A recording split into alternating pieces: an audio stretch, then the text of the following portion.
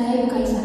Oke, Ibu-ibu di sini saya akan memberikan edukasinya sekitar waktunya 10 sampai 15 menit. Apakah Ibu-ibu bersedia? Ya, Oke, baik. Di sini saya akan memberikan konseling keluarga berencana pada ibu postpartum menyusui.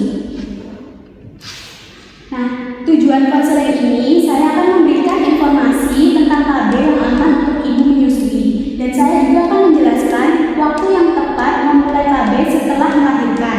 Setelah itu, mengurangi kekhawatiran ibu bahwa KB dapat mengganggu produksi ASI. Nah, setelah itu saya akan membantu ibu untuk memilih metode KB yang sesuai dengan kondisi ibu-ibu sekalian. KB ini kan membantu merencanakan keluarga sehat ya ibu. Baik ibu-ibu, di sini saya akan menjelaskan tentang definisi KB dan tujuan KB ya. Terlebih dahulu, saya akan menjelaskan definisinya tentang KB itu apa sih. Nah, KB itu adalah upaya untuk mengatur jarak kehamilan dan juga anak menggunakan metode kontrasepsi yang aman dan efektif. Dan yang kedua itu ada tujuan KB. Nah, tujuan KB ini yang pertama ada mencegah kehamilan terlalu cepat setelah persalinan. Dan yang kedua itu adalah menjaga kesehatan ibu dan bayi. Dan yang ketiga ada memberikan waktu optimal untuk menyusui seperti ASI eksklusif. Dan yang terakhir ada meningkatkan kesejahteraan keluarga ibu-ibu sekalian. Manfaat KB itu ada apa aja sih? Oh ya ibu, KB aman, ASI lancar, ibu pasti tenang kok.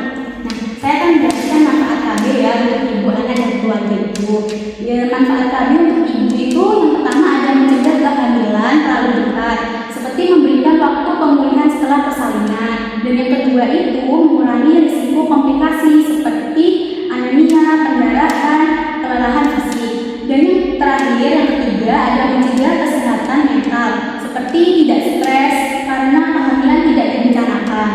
Dan manfaat untuk anak yaitu yang pertama mendapatkan ASI eksklusif optimal tanpa gangguan. Dan yang kedua ada tumbuh kembang lebih baik karena perhatian ibu yang maksimal kepada bayi-bayi ibu. Dan yang manfaat untuk keluarga itu yang pertama ada perencanaan jumlah anak lebih terkontrol. Dan yang kedua kondisi ekonomi pastinya lebih stabil kan ibu. Dan yang ketiga hubungan keluarga itu lebih harmonis. Yang terakhir itu kualitas hidup itu pasti meningkat. Nah, jenis metode KB itu ada apa aja sih? Jenis metode KB itu ada hormonal, non-hormonal, dan alami. Saya akan menjelaskan tentang hormonal terlebih dahulu. Yang pertama itu ya jenis KB hormonal itu ada pil khusus menyusui atau progestin. Dan yang kedua itu ada suntik KB. Yang ketiga itu ada implan. Nah, waktu mulai itu bisa mulai kurang lebihnya itu 6 minggu postpartum pada kondisi tertentu, bisa lebih awal sesuai tenaga kesehatan. Dan yang non hormonal itu ada IUD atau bentuknya seperti spiral itu. Dan yang kedua itu ada kondom. Dan yang ketiga itu ada metode operasi MOW atau MOP. Waktu dimulainya itu IUD itu bisa dipasang segera setelah melahirkan atau setelah 4 sampai 6 minggu postpartum, sangat cocok untuk kasus ibu yang takut ASI-nya itu berkurang. Dan yang alami ini bisa menggunakan metode anomor laktasi atau MAL. Syarat MAL itu efektif seperti untuk bayi usia kurang dari 6 bulan, seperti untuk menyusui eksklusif, ibu hamil dan ibu hamil saat haid. Sebelum haid ya ibu. Di sini saya akan memberikan detail jelas tentang metode KB ya.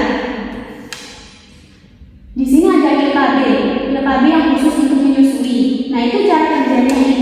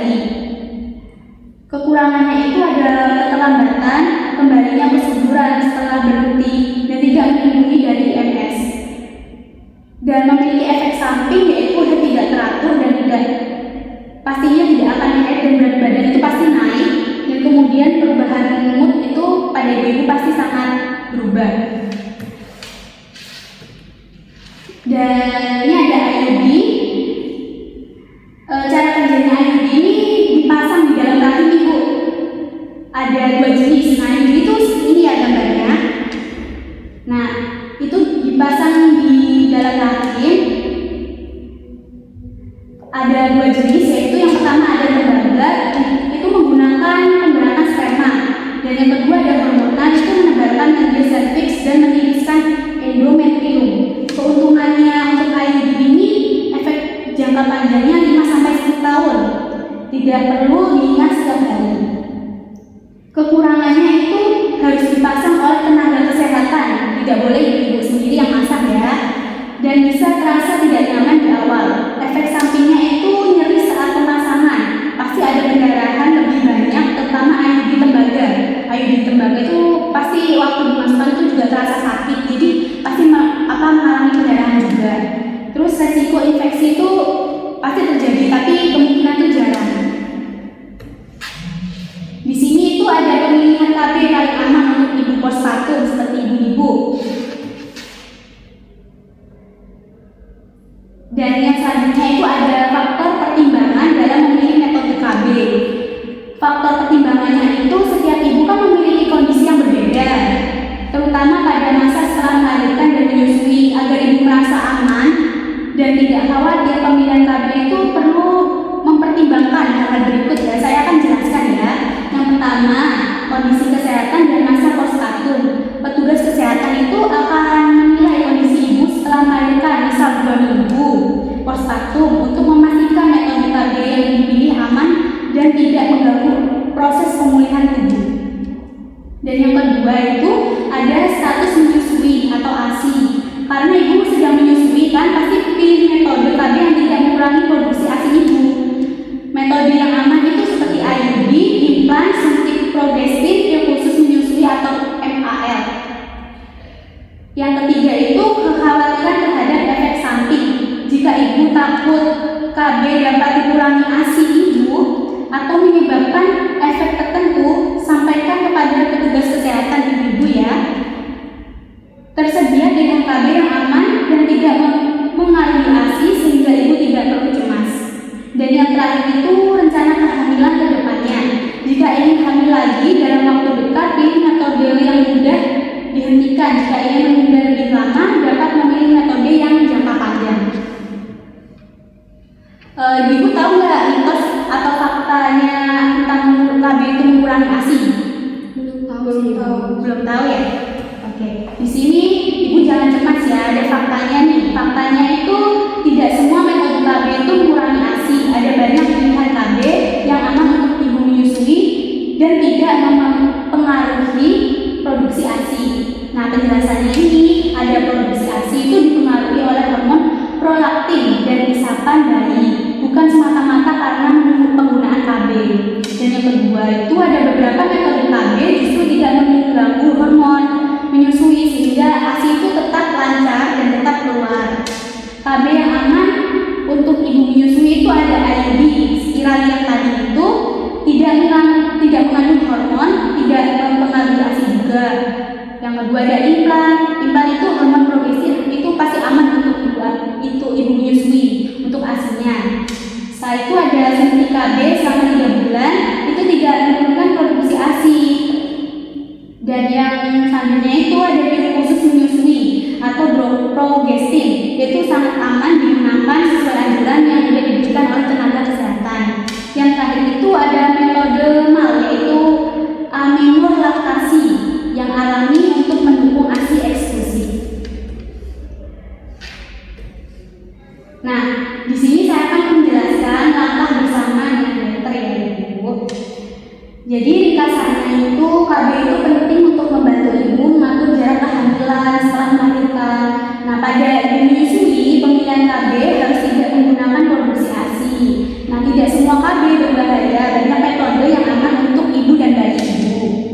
Setelah itu ada pemilihan KB harus disesuaikan dengan kondisi kesehatan ibu-ibu sekalian, kebutuhan dan rencana kehamilan ibu-ibu juga.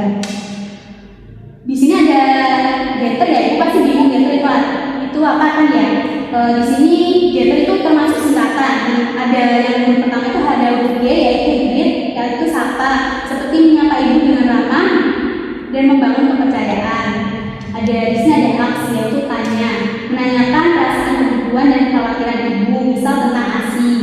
Di sini ada tell juga, yaitu jelaskan, memberikan informasi yang benar tentang KB yang aman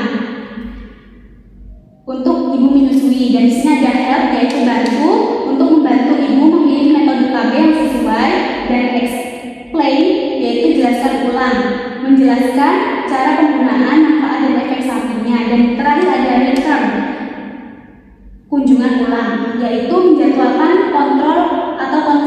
lanjutan yang seperti saya jelaskan tadi pada slide sebelumnya.